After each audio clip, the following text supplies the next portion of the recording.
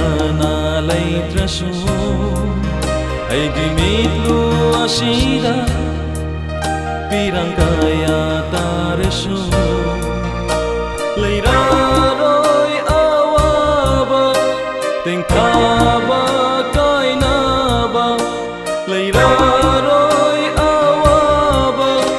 tengkaba kainaba nungaira basagama panda nungaira basagalam danda taibang palasida aigi kana laytrasu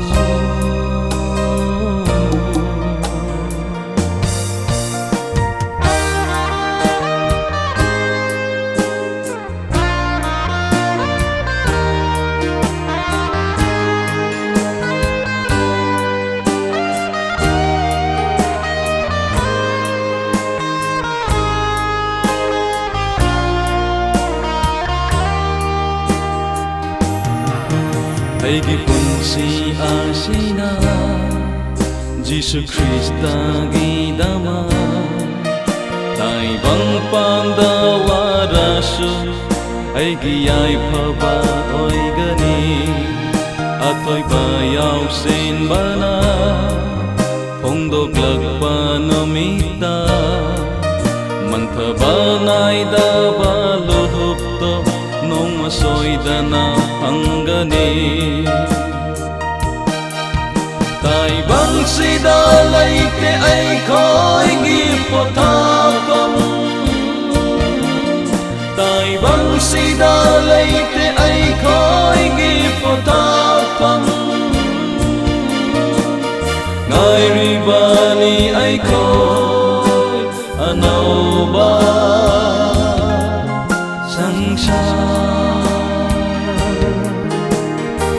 ay ribani ay ko'y ano ba sangsar taibang palasida ay gikana laytrasu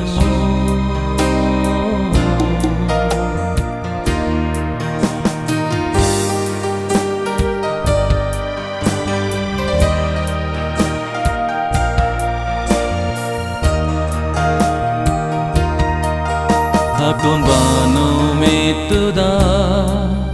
hinggat pasing maragta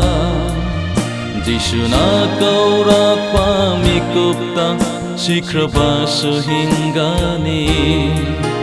ibungog imay tongdo pukning sing basing ugani ay hing amog hang nalayraroy numit manan kanaro ibungog imatik manganan ngalani ibungog imatik manganan ngalani lombanay dana ay ko'y jisuga palani lombanay dana ay ko'y jisuga palani taibang palasida ay gikana laytrasu ay gimilo asida pirang kaya tarasu leiraroy awaba tengkaba kainaba leiraroy awaba tengkaba kainaba nungaira basargama panda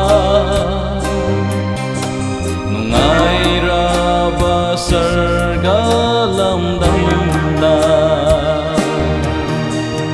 taibang palasida ay gikana laytrasu